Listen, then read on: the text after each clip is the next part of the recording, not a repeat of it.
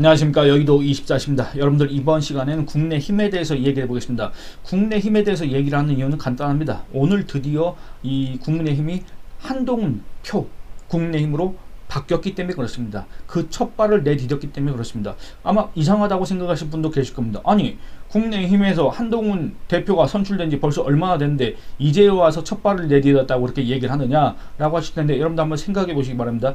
7월 23일 날 분명히 여러분들이, 그리고 또 여러분들 비롯한 국내힘 당원과 지지층이 한동훈이라는 인물을 새로운 대표로 뽑았습니다. 국내힘의 변화를 바라면서, 국내힘의 개혁을 바라면서, 이 나라의 정치 이걸 변화를 바라면서 분명히 한동훈이라는 사람한테 이런 열망을 투사하면서 뽑았습니다. 그런데 그로부터 열흘 정도는 이 정책위 의장, 결국에는 이 국내힘의 최고위 구성을 어떻게 하냐, 이 문제로 열흘가량을 날렸습니다.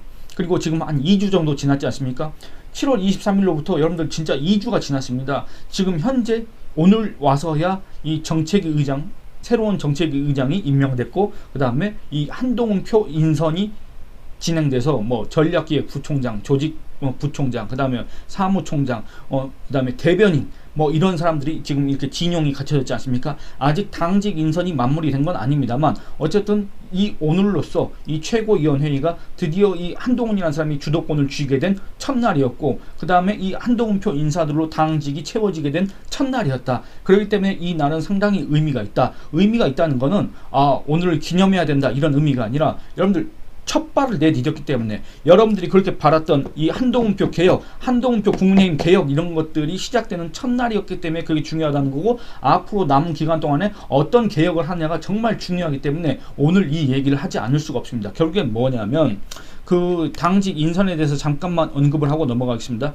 여러분들 의총에서 오늘 있었지 않습니까? 오늘 오전에 의총을 했는데, 이때 애초에는 일부 보도에 따르면 친윤 세력들이 이거 예전처럼 박수 치면서 추인하고 넘어갈 수가 없다, 이거는 표결로 들어가야 된다, 그러니까 소위 말하는 실력 대결로 들어가자는 식으로 또 얘기를 했다는 그겁니다. 글쎄 그 말의 진위, 그건 잘 모르겠습니다. 그 말의 신뢰도, 이런 건 제가 잘 모르겠습니다만, 어쨌든 그 동안에 한동훈 대표가 국내힘으로 대표로 선출되고 난 다음에 이 친윤 또는 그 배후 세력의 이 한동훈 무력화 시도, 이런 것들이 분명히 있었다고 여러분들 생각하지 않습니까? 그런 것들을 고려했을 때 분명히 그 표결로 가자는 시나리오, 그런 구상도 분명히 그들의 머릿속엔 있었을 겁니다. 그리고 여차하면 그걸 주장하면서 이 의총에서 이 한동훈의 리더십에 타격을 가할 생각을 충분히 할 수도 있었을 겁니다. 그런데 전당대회 때 그 당신과 민심, 그리고 이 전당대회 이후 한동훈 대표가 선출된 다음에 소위 말하는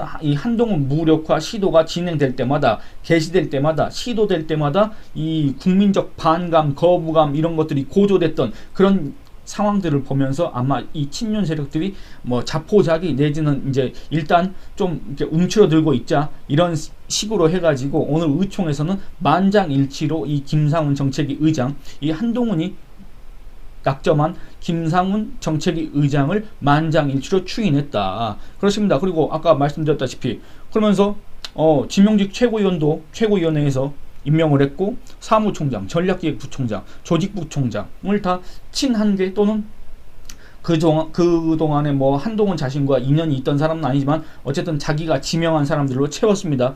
그리고 또 대변인단도 그렇게 구성을 했습니다. 드디어 이 한동훈표 사람들로 국내힘을 당직을 채웠다. 이제 오늘 첫 발을 내디뎠다. 근데 오늘이 중요한 이유는, 여러분들 국민의힘을 개혁하기를 바라지 않습니까? 국민의힘이 바뀌길 바라지 않습니까? 국민의힘이 지지율이 올라가길 바라지 않습니까? 국민의힘이 지방선거 대선에서 이기고 저 더불어민주당 이재명당의 집권을 막기를 바라지 않습니까? 여러분들이 지지하는 정치인, 여러분들이 지지하는 정당의 그 후보가 다시 집권을 하길 바라지 않습니까? 그런 점에서 이 남은 기간이 정말 중요한데, 그 기간 동안에 이 한동훈표 국내힘 개혁은 어떤 식으로 진행돼야 하겠느냐? 물론 이 한동훈 대표가 전당대회 때 얘기했던 내용들이 있습니다. 그 내용 중에서 제가 한번 영상으로 올린 적이 있지만 의외로 이 관심을 받지 못하지만 중요한 게 결국에는 여의도 연구원 문제입니다. 여의도 연구원. 여러분들 왜 그렇습니까? 여의도 연구원은 우리가 뭐라 그럽니까? 법적으로는 이 국민의힘의 정당의 정책연구소라고 합니다. 정책연구소라서 이 법적으로 국민의힘이 받는 국고보조금 있지 않습니까? 그 국고보조금의 30% 이상을 의무적으로 이 정책연구소, 국내외 정책연구소 어디입니까? 바로 여의도 연구원입니다. 거기에 내려줘야 됩니다. 거기서 그걸 써야 됩니다. 의무적으로 쓰는 겁니다. 여의도 연구원이. 그러니까 배분을 해주는 거고 쓰는 건 이제 자기들 알아서 쓰는 건데 어쨌든 그렇게 지원을 하는 겁니다. 여러분들 한번 생각해 보시기 바랍니다.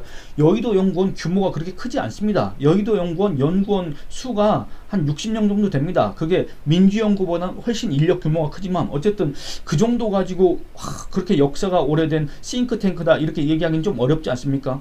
그러니까 인력 규모도 싱크탱크라고 하기는 좀 그렇고, 그 다음에 제가 저번에 지적했다시피 그런 연구 성과도 양적으로나 질적으로나 국내임의 어떤 이런 정책 개발과 또는 이 집권 기반을 닦을 수 있는 브레인으로서 싱크탱크로서의 역할을 하기에는 상당히 미흡한 측면이 있다, 부족하다는 평가를 받을 수밖에 없다고 제가 지적을 했었고, 세 번째는 여러분들 이 여의도 연구원은 여론조사 기관이 아닙니다.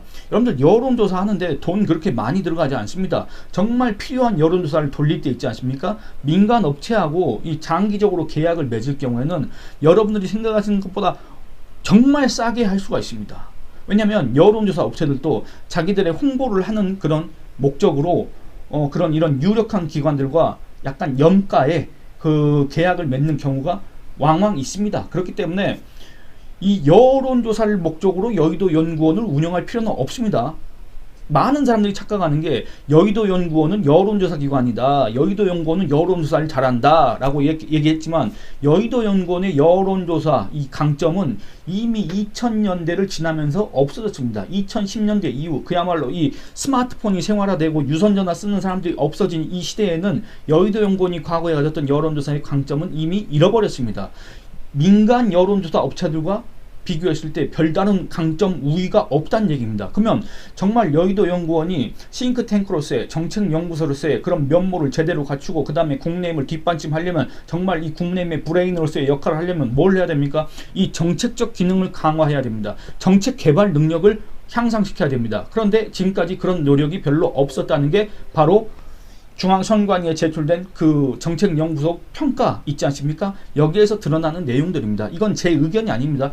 한국 정당학회나 또는 이 국내 정치 학자들 중앙선관위의 그런 의뢰를 받아서 이걸 분석 평가한 그 학자들 전문가들의 의견이 그렇습니다. 그들의 중론이 민주연구원도 마찬가지긴 한데 민주연구원보다 오히려 더 질적으로나 양적으로나 이런 싱크탱크로서의 그런 역할 능력이 떨어지는 게 이 여의도 연구원이다. 돈은 왜 비슷하게 가져가는데 인력은 훨씬 많은데 연봉은 더 훨씬 많이 받아가는데 왜 연구는 이 모양으로 밖에 안 하느냐, 왜 연구 성과는 이것밖에 없느냐, 왜 그 양과 질에서 이렇게 차이가 나느냐, 여기에 대해서 여의도 연구원이 무슨 해명을 할 수 있을지 저는 잘 모르겠습니다. 어쨌든 그런 의미에서 한동훈 대표가 전당대회 때도 그랬고 지금도 이 여의도 연구원을 개편해야 된다, 여의도 연구원을 개혁해야 된다, 그런 얘기를 하고 있지 않습니까? 어떤 얘기를 했습니까? 여러분들, 여의도 연구원을 이 세 가지 기능으로 나눠야 된다. 민심 파악, 그 다음에 정책 개발, 그 다음에 청년 지원, 이렇게 나눠야 된다고 했습니다. 이거를 나눠서 어떻게 운영을 할지는 잘 모르겠습니다만 어쨌든 이거 각각 하나가 다 중요한 겁니다. 이 민심 파악이라는 거 여론조사를 얘기할 겁니다. 근데 이 민심 파악도 여론조사뿐만이 아니라 여러분들 뭡니까? 민심 파악이라는 게 어떤 현안에 대해서 사람들이 어떻게 생각하느냐가 아니라 이 유권자들의 니즈, 우리 국민들의 지금 수요가 있는 그런 분야는 어디인가, 이런 것들을 파악하고 이걸 갖다가 어떤 전략을 세워야 될 것인가, 이게 바로 민심 파악이고, 그 다음에 그거를 갖다가 뒷받침할 수 있는 정책은 어떻게 개발해야 될 것인가, 이게 바로 정책 개발 아니겠습니까? 또 한켠에는 이것과는 조금 차이가 있긴 한데 이 국내임의 약점이라고 할 수 있는 이 청년층 공략 있지 않습니까? 청년층 표심 공략, 이거를 하려면 또 어떻게 해야 될 것인가, 이거를 특화해서 연구하고 지원하고 이행하는 그런 분야가 있어야 된다는 취지에서 이 한동훈 대표가 이 세 가지 기능을 갖다가 분리하고 이걸 갖다가 각각 강조를 했다, 저는 이렇게 생각합니다. 근데 지금 같은 이 여의도 연구원을 놔둔다고 한다면 그런 거는 기대할 수가 없습니다. 여러분들 다시 말씀드리지만 여의도 연구원은 여론조사 기관이 아닙니다. 여론조사를 할 필요가 있으면 그냥 민간 위탁을 주면 됩니다. 아니 어떤 여론조사 업체가 잘하고 못하는지는 제가 잘 모르겠지만 그냥 얘기하기 편하게 예를 들어서 갤럽에 돈 주고 위탁하면 됩니다. 리얼미터에 돈 주고 위탁하면 됩니다. 여의도 연구원을 여론조사라고 국고보조금의 30%를 내려주는 게 아닙니다. 여러분들, 민주연구원 같은 경우에는 제가 저번에도 얘기했지만 이 총선을 앞두고 무슨 2030 전략, 그 다음에 뭐 4050 전략, 그 다음에 수도권 표심 공략 전략, 별의별 전략을 다 세웠습니다. 여론조사도 했을 뿐만 아니라 전략도 세우고 정책도 개발했습니다. 근데 여의도연구원 제가 저번에 말씀드렸지 않습니까? 그런 거 없었습니다. 공약 개발해가지고 한 2번 정도 했는데 여러분들 그거 민주연구원하고 비교하면 거의 그 비교조차 안 된다고 제가 말씀드렸지 않습니까? 그런 것들을 고려했을 때 여의도연구원 개편이야말로, 여의도연구원 개혁이야말로 정말 여러분들이 바랐던 이 한동훈표 국내의힘의 개혁의 첫걸음이 될 수밖에 없고, 그게 이루어지지 않는다고 할 경우에는 이 한동훈표 개혁도 흔들릴 수밖에 없다. 그 얘기를 하고 싶다, 그 얘기입니다. 결국엔 뭐냐면 여러분들 저 이재명 당을 상대로 해서 그런 얘기들 하시지 않습니까? 저 이재명을 공격해야 된다. 이재명을 계속 비판해야 된다. 왜 이재명 비판 안 하고 이 국내힘을 비판하느냐. 이런 분들이 분명 계십니다. 제가 다시 한번 말씀드리면 여러분들 저 이재명 당을 아무리 비판한다고 해도, 그 다음에 또 온갖 혐의를 받고 있는 이재명을 아무리 비판한다고 해도 저 당의 지지층은 흔들리지 않습니다. 그러면 이 중도층, 여러분들 또 중도층은 정의를 어떻게 내려야 되냐면 이 보수, 진보 또는 우파, 좌파의 가운데 있는 사람들이 중도가 아니라, 이 중도는 그야말로 무색무취, 이념적 성향이 없는, 그럼에도 이 정책적인 그런 방향에 따라서 자기들의 이해관계가 맞으면 급속하게 이쪽으로 쏠리는 그런 성향을 갖고 있는 사람들이 바로 소위 중도라고 불리는 사람들입니다. 이게 정치적 성향을 이념적 성향을 가리키는 게 아닙니다. 어쨌든 이 중도층을 잡기 위해서는 결국엔 이 정책을 강화해야 되는데, 저 공고한, 저 굳건한 이재명 지지층, 더불어민주당 지지층을 제외한 나머지 사람들을 데리고 오려면 이 정책으로서 승부를 봐야 되는데, 지금까지 여의도연구원은 그런 기능을 하지 못했다는 게 중론입니다. 전문가들의. 그러면 이걸 어떻게 해야 되느냐. 과거로 한번 돌아가 보겠습니다. 여러분들이 아마 관심을 잘 안 가지셨을 거고, 관심을 가지셨어도 아마 기억에서 사라졌을 수가 있는데, 뭐냐면 여러분들 홍준표 자유한국당 대표가 지방선거에서 대참패를 했습니다. 그때 당시에 광역단체장 기준으로 했을 때 대구와 경북을 빼고 전국에서 다 졌습니다. 전국이 다 파랗게 물들었습니다. 그거 기억하실 겁니다. 그 뒤에 홍준표 대표가 자유한국당 대표직에서 물러났습니다. 그 뒤에 이 난파선이 된 자유한국당을 지키기 위해서, 이 자유한국당의 지지율을 끌어올리기 위해서, 자유한국당을 부활시키기 위해서 이 김병준이라는 사람이 여기에 구원투수로 등장했습니다. 비대위원장으로 들어왔습니다. 비대위원장으로 들어와서 한 7개월 내지 8개월 정도 활동을 했습니다. 그때 여러분들 솔직히 관심이 잘 없으셨을 겁니다. 왜냐, 김병준은 그렇게 인기 있는 정치인이 아니고, 그 다음에 어떤 정치인으로서 그렇게 주목받을 만한 그런 언행을 한 사람도 아니고, 원체 이런 대중적인 인지도 자체도 별로 없는 사람이기 때문에 아마 그때 여러분들 관심이 잘 없으셨을 거고, 있다고 하더라도 지금 기억에 사라졌을 겁니다. 그런데 그때 얘기를 하는 이유가 있습니다. 여러분들 이 김병준 전 교육부총리입니다. 노무현 때 잠깐 했었는데, 이 사람은 정말 정책통입니다. 정책통. 이 사람이 이 난파선이나 다름없던 자유한국당의 비상대책위원장을 맡은 다음에 이 정책적 면모를 강조했습니다. 그리고 이 이념을 강조했습니다. 이념과 정책, 이 자유한국당이 강조해야 될 이념, 그 이념을 뒷받침할 수 있는 정책, 이 정책들로 인해서 이 중도층을 끌어와야 된다, 또는 이 보수 우파를 갖다가 다시 재결집시켜야 된다, 이런 것들을 강조했습니다.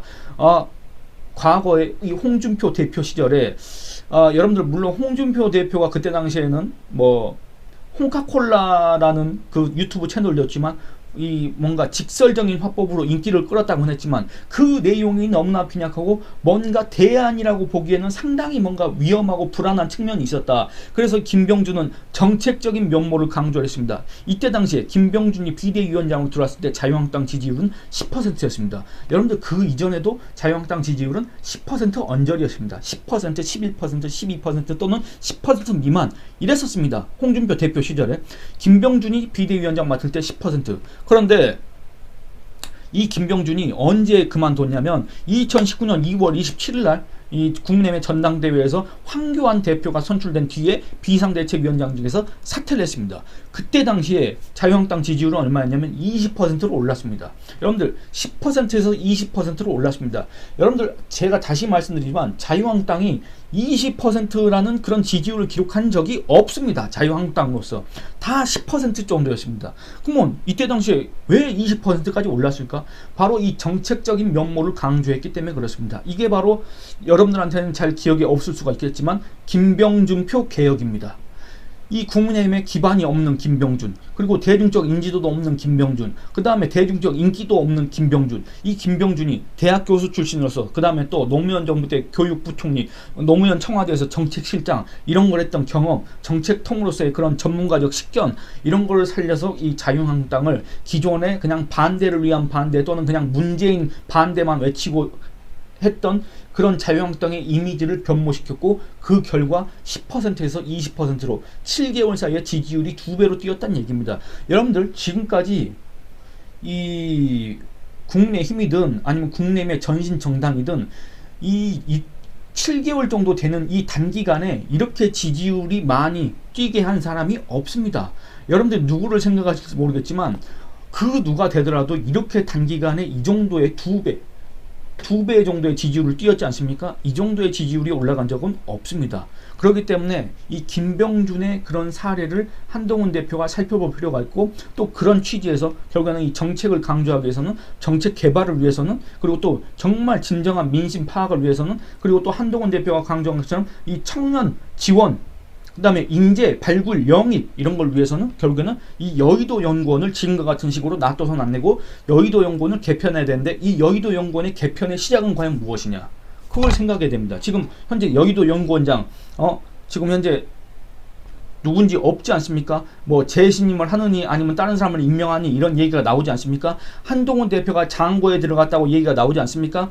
여러분들, 여의도 연구원장은 일반인들과 별 상관이 없지만, 그리고 또 어떤 정치적 영향력은 없지만, 그리고 또 그 사람의 인지도도 별로 없지만, 그 직책 자체도 그렇지만은 상당히 중요한 자입니다. 과거처럼 그냥 정치인이 잠깐 맡고 또는 뭐 외부에서 누가 들어와서 잠깐 맡고 이래야 될 조직이 아닙니다. 여러분들 그거 정말 이 국민의힘의 머리라고 생각한다면, 말 그대로 브레인이라고 생각한다면, 이 국민의힘의 정말 싱크탱크라고 생각한다면 그렇게 섣부르게 정할 자리가 아니란 얘기입니다. 그 점을 아마 한동훈 대표도 지금 현재 선거 기간에도 아마 절실히 느꼈던 것 같고, 이 전당대회에 나서기 전에 그런 것들에 대해서 어느 정도 생각을 한 것 같고, 지금도 이 여의도 연구원장 인선을 마무리하지 못한 걸 보면 그거에 대해서 고민을 많이 하고 있는 것 같다, 이런 생각이 듭니다. 제가 오늘 뒤에 얘기할 주제가 있는데 그것도 결국에는 이런 것과 맞물립니다. 결국에는 여러분들 민심이 원하는 게 뭔지를 알아야 되고, 그 다음에 그걸 뒷받침할 수 있는 정책이 뭔지를 알아야 되고, 그걸 개발을 해야 되지 않습니까? 그럼 뭐 이걸 갖다가 개발만 하면 뭐합니까? 이 전문가들을 갖다가 데리고 와야 되지 않습니까? 이게 바로 인재 영입인데, 이 인재 영입을 위해서는 이 두 가지 기능이 확실하게 뒷받침돼줘야 된다. 그래야만 이 한동훈 대표가 말했던 이 청년 정치, 청년 지원, 인재 영입 이런 것들, 한동훈 대표가 인재 영입을 위한 상설위원회를 만든다고 했지 않습니까? 그런 것들을 위해서는 이 여의도 연구원의 각 기능이 정말 살아 있어야 된다. 그 전까지는 별로 그래 신통치 않았는데 지금부터라도 정말 이게 제대로 돌아가야 된다. 그래야만 한동훈표 국내개혁, 한동훈표 정치개혁, 한동훈표 지지율 상승, 한동훈표 재집권 전략 이런 것들이 시작될 수가 있다. 이런 얘기를 하고 싶었습니다. 여러분들 의견은 어떠신지 한번 댓글로 남겨주시기 바랍니다. 여러분들 좋아요 많이 눌러주시고 댓글 많이 남겨주시고 주변 분들한테 선전도 많이 해주시길 부탁드리겠습니다. 마지막으로 댓글 후원 해주신 분한테 인사를 드리고 끝내도록 하겠습니다. 깨연님께서 그저께 댓글 후원을 해주셨습니다. 제가 어제 영상을 올리지 않는 바람에 인사가 좀 많이 늦었습니다. 죄송합니다. 댓글 후원해 주셔서 감사합니다. 그리고 또 여러분들께서 주말 동안에 제가 올린 영상 많이 봐주시고 또 응원해 주시고 또 동의하시는 그런 댓글도 많이 남겨주시고, 그래서 또 덕분에 힘을 얻어서 이렇게, 여러분들 지금 온도가 몇 도인지 모르겠습니다. 지금 이렇게 더운데도 힘을 내서 이렇게 영상을 찍고 있습니다. 여러분들 이 영상도 많이 봐주시고 주변 분들한테 많이 알려주시길 부탁드리겠습니다. 감사합니다.